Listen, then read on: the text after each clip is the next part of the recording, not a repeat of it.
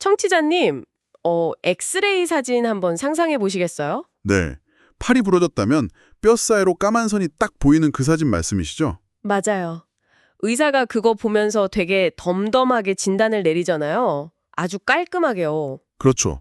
수치나 이미지로 딱 떨어지니까요. 근데 인간의 내면, 특히 영적인 상태나 깊은 관계 영역을 찍는 엑스레이가 있다면 어떨까요? 와, 상상만 해도 좀 무서운데요? 아마 대부분 형체를 못 알아볼 정도로 엄청 흐릿하게 남을걸요. 그러니까요. 겉으로는 되게 멀쩡해 보이는데 막상 속으로는 만성 피로나 관계 단절을 겪고 있잖아요. 맞아요. 그러면서도 스스로는 나 꽤 괜찮은 상태야 이렇게 착각하면서 살아가는 거죠. 네, 바로 그 지점입니다.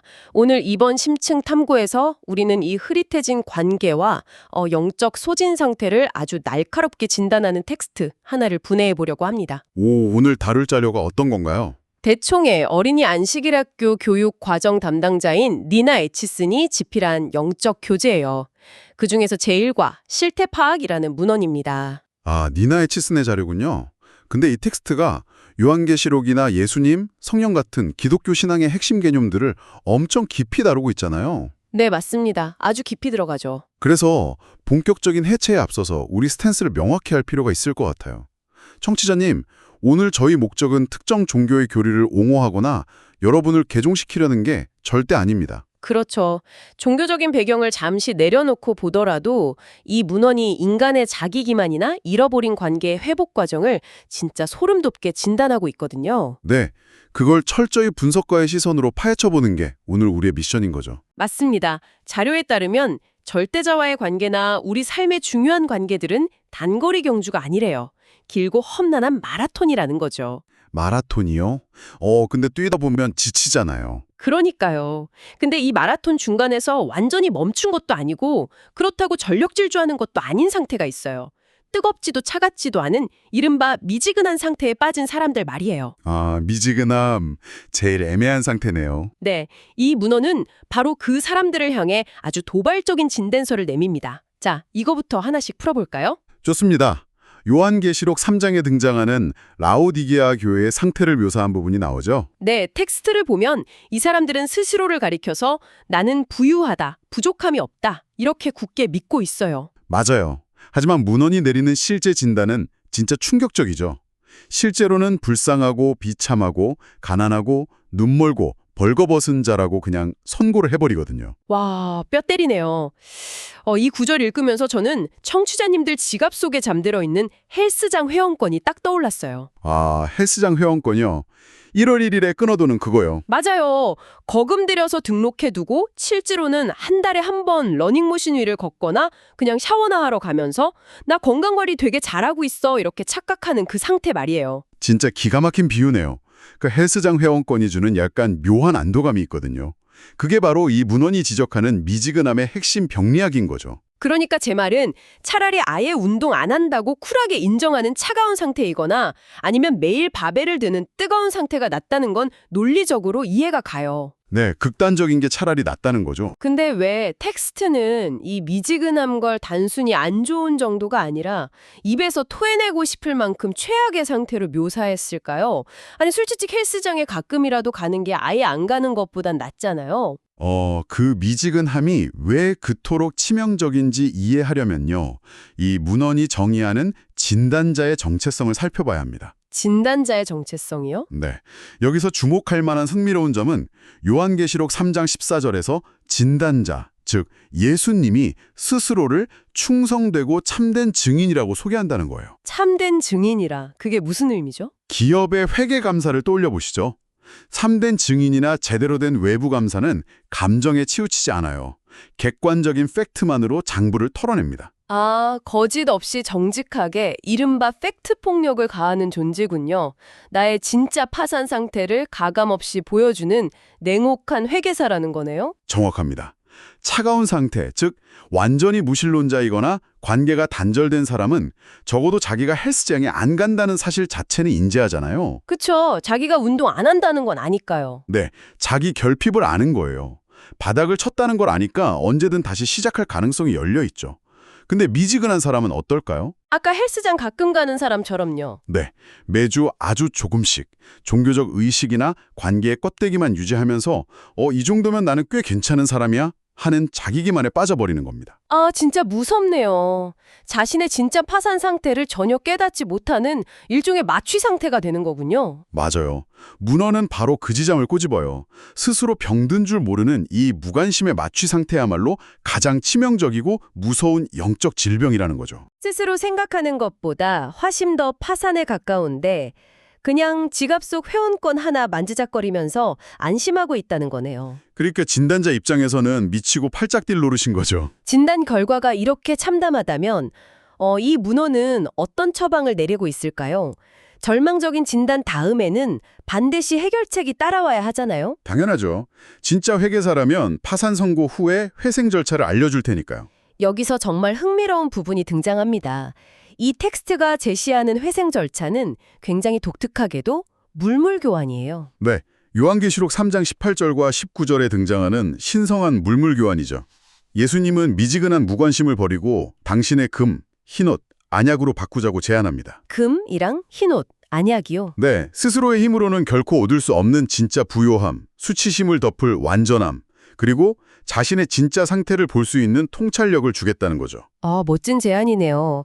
근데 그 거래 조건 바로 다음에 나오는 문장 때문에 저는 이 텍스트가 약간 모순적으로 느껴졌어요. 어떤 구절이죠? 무릇 내가 사랑하는 자를 책망하고 징계하노니 이렇게 말하거든요. 아니 일반적으로 누군가를 심하게 책망하면 상대방은 방어적으로 변하고 마음의 문을 닫아버리지 않나요? 보통은 그렇죠. 잔소리 듣기 싫어하니까요. 게다가 이 문헌 바로 다음 구절인 20절을 보면 예수님이 문 밖에서 아주 부드럽게 문을 두드리고 기다린다는 그 유명한 이미지가 나와요. 방금 전까지 입에서 토해내겠다며 거칠게 책망하던 존재가 갑자기 문 밖에서 얌전히 노크를 하고 있다는 게 좀 앞뒤가 안 맞지 않나요? 그 충돌 지점이 바로 이 문헌이 가진 가장 깊은 통찰 중 하나입니다. 이것을 더 큰 그림과 연결해 보면 완벽하게 풀려요. 더 큰 그림이라면 어떤 걸까요? 예레미야 31장 3절의 영원한 사랑이라는 개념, 그리고 창세기 에덴 동상부터 노아, 아브라함으로 이어지는 하나님의 목적과 연결해 보는 거죠. 아, 역사적인 맥락을 가져오는 거군요. 그 목적이 뭔데요? 본질적으로는 항상 인간과 가까이 있는 것, 곁에 함께 머무는 것이었습니다. 만약 예수님이 인류를 완전히 포기했다면 굳이 고통스럽게 책망할 이유는 없어요. 아, 길거리에서 모르는 사람이 낭떠러지로 걸어가든 말든 쫓아가서 화내지 않는 것처럼요. 그렇죠.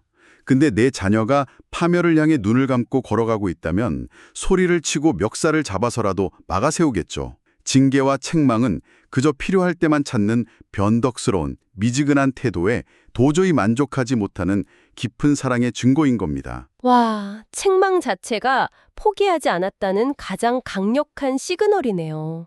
사랑의 반대말은 증오가 아니라 무관심이라고 하잖아요. 진단자가 우리를 무관심하게 놔두지 못해서 소리를 치는 거였어요. 맞습니다. 그리고 그렇게 소리를 쳐서 마취 상태에 빠진 사람을 깨운 다음의 행동이 바로 20절의 노크입니다.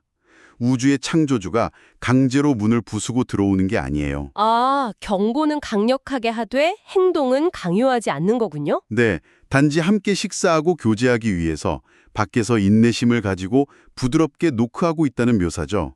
이 관계가 강요나 억압이 아니라 철저한 선택에 기반해야 함을 보여주는 겁니다. 문 손잡이는 결국 내 쪽에만 있다는 뜻이네요. 내가 직접 열지 않으면 절대 억지로 열리지 않는 문.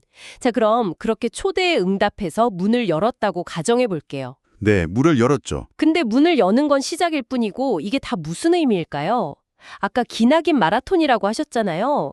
이 밀접한 관계를 어떻게 평생 유지할 수 있는 걸까요? 바로 여기서 문어는 무엇을 해라 하지 마라 같은 행동 수칙을 던지지 않고 자연의 은유로 넘어갑니다. 아, 요한복음 15장에 나오는 포도나무와 가지 비유 말씀이시죠? 저도 그 부분 되게 흥미로웠어요. 문헌에서 거하라 이 단어가 무려 10번이나 반복되더라고요. 맞아요. abide, 거하다. 정말 중요하죠. 네, 저는 특히 겨울을 나는 포도나무 비유가 인상 깊었는데요. 한겨울의 포도나무 가지는 겉보기엔 수분이 다 빠져서 죽은 막대기 같잖아요. 그렇죠. 가지 자체는 혼자서 절대 열매를 맺을 수도 없고 스스로를 나무에 연결할 수도 없어요.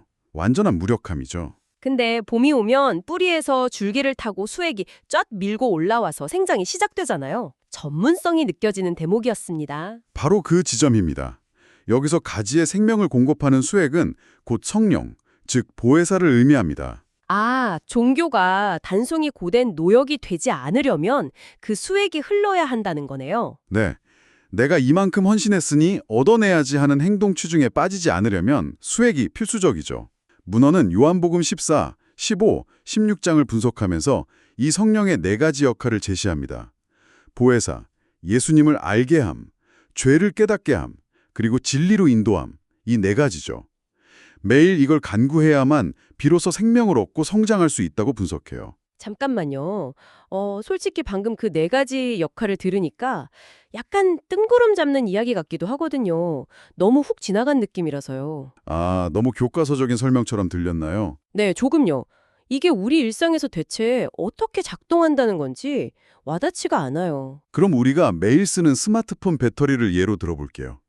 우리의 얄팍한 의지력으로 화면을 켜려는 건 방전된 폰을 때려서 켜려는 거랑 똑같아요. 아, 배터리 비유 좋네요. 그럼 성령이라는 보조 배터리가 연결되면 어떻게 되죠?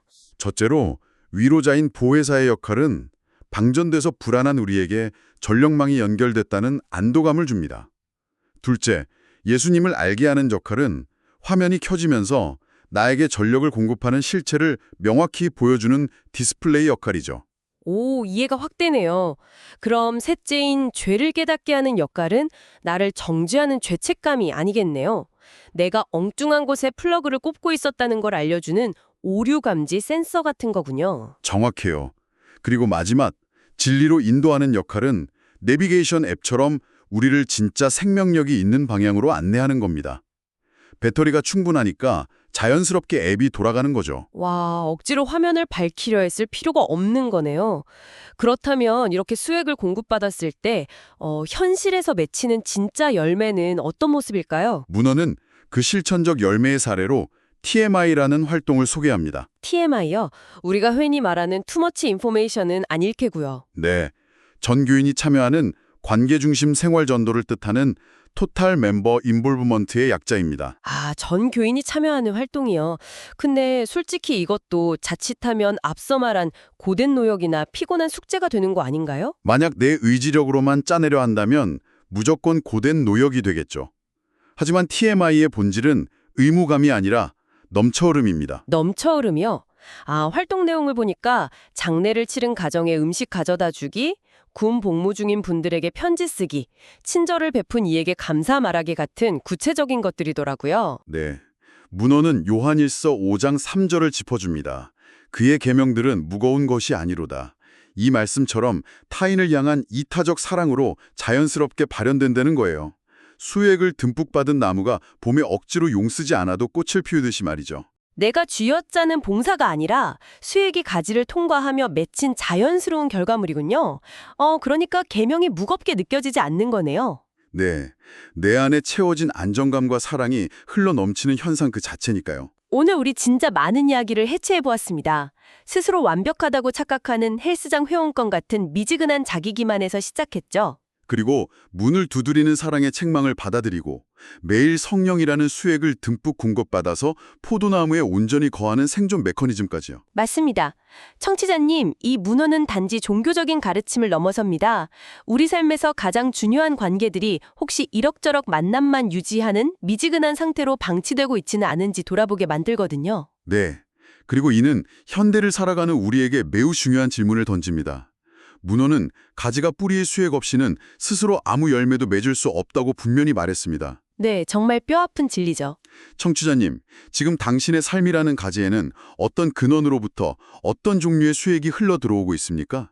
소셜미디어나 타인의 인정 같은 가짜 수액에 압도당해 있지는 않으신가요? 아, 진짜 묵직한 질문이네요. 그리고 그 수액이 지금 만들어내고 있는 열매는 훗날 당신이 영원히 남기고 싶은 진짜 당신의 모습과 일치합니까? 이 도발적인 질문에 대한 답은 오직 문 안쪽에서 손잡이를 쥐고 있는 여러분만이 내릴 수 있을 겁니다. 오늘 심층 탐구는 여기서 우아하게 마무리 지어야겠네요. 청취자님의 가지에 진짜 생명력을 주는 맑은 수액이 흐르기를 바랍니다. 함께해 주셔서 감사합니다. 감사합니다.